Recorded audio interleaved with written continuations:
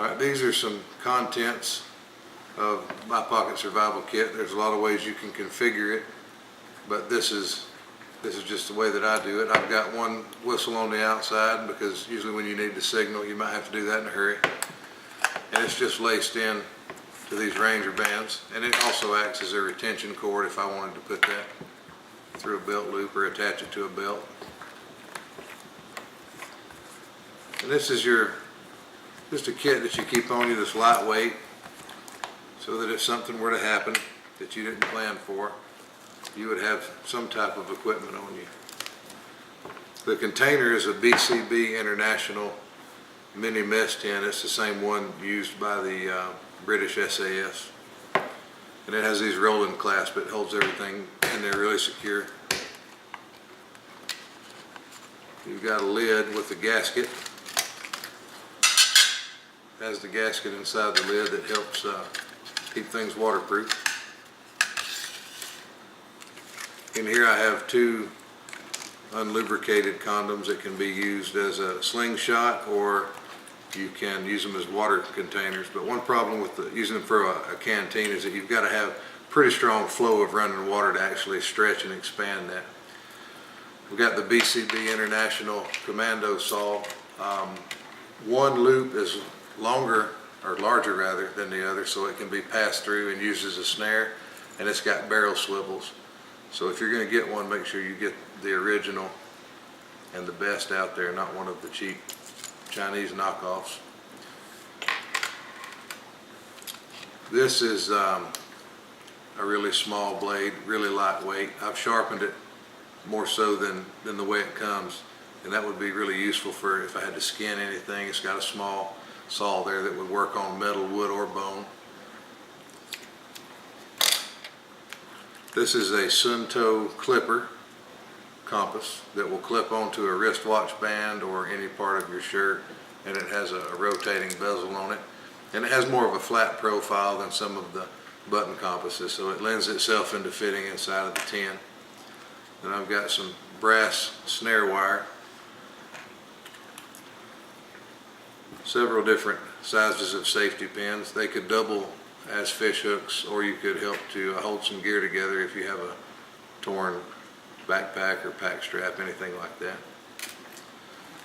I have one tampon that can be used for tinder to start a fire with, or in a first aid capacity to plug a hole. The Aquamira water filter that you drink directly from the source. I like the Sawyer filters, pretty good, but they won't fit inside the tin, so I use this just based on size. This is one of the Nano lights by eGear, and it's a good light for a pocket kit because you have to twist it in order to engage the light. And a lot of the buttons that push, sometimes they'll become actuated by the pressure inside of the pocket tin, and this one doesn't have that problem, and it's very light.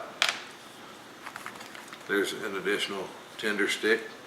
This is a fishing kit, and inside of it I have the 65-pound test Pro Glide fishing line, which could do double duty as sewing material, or you could even trap with it. It's some of the strongest stuff out there, and I've chosen to use it above all else.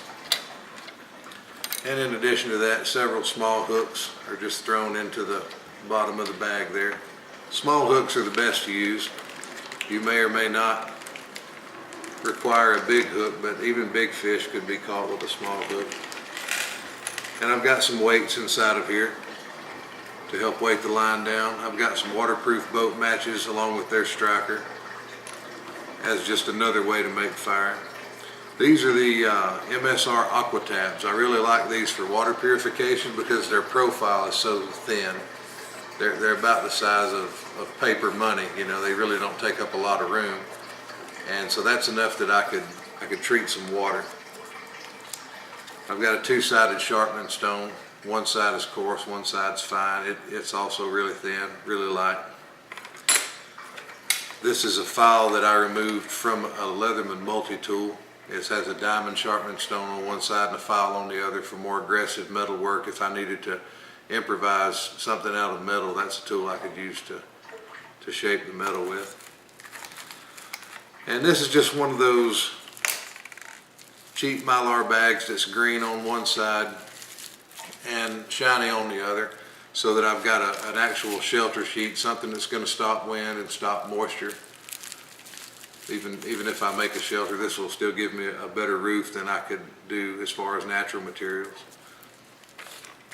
And then some paper money that's crisp. I keep it in small denominations, $10 bills, a few fives, and there's a 1 in there. I keep the 5s and the 1s in there because sometimes you might happen upon, like if your car broke down, you might be near a vending machine. There's so many vending machines out there, and they'll take 5s or 1s, or maybe you might need to help buy a ride or anything, but it's just a little bit of cash. And then I have the Ranger fire stick. This is also a BCB International product, and you just use this along with a piece of metal to get your spark for a fire. So not only do I have the matches, but I also have this as a way to make fire. And then I've got a couple other tinder sticks floating around in here. And then lastly, you've got the container that you could dig with, cook in, or boil small amounts of liquid in to make a tea to drink. It's just more useful than a useless nylon pouch. And so that's my kit, and it's really not that heavy. It doesn't take up a lot of room, and you don't even know you have it in your pocket. And then if you do need it, it's there. So I would encourage everybody to make one. The contents, there's no definitive list for what you would put in it. It's just depending on you as an individual and what your skill sets are, and what you feel like you would need to help get you through any type of situation.